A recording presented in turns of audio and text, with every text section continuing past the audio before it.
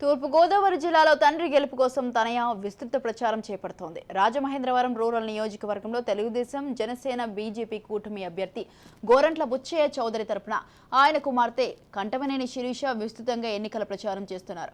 Chandrababu super 6 పథకాలను ఓటర్లకు వివరించి గోరంట్ల గెలుపునకు సహకరించాలని ఓటర్లను అభ్యర్థిస్తున్నారు. రాజమహేంద్రవరం రూరల్లోని బొగ్గులు దిబ్బ ఏరియాలో ఆమె ప్రచారం చేపట్టారు.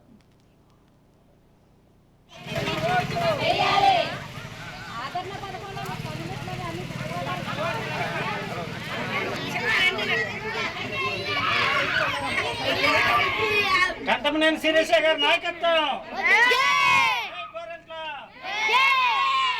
నాయకత్వం మన ఓట్లు, మన ఓట్లు, మన ఓట్లు.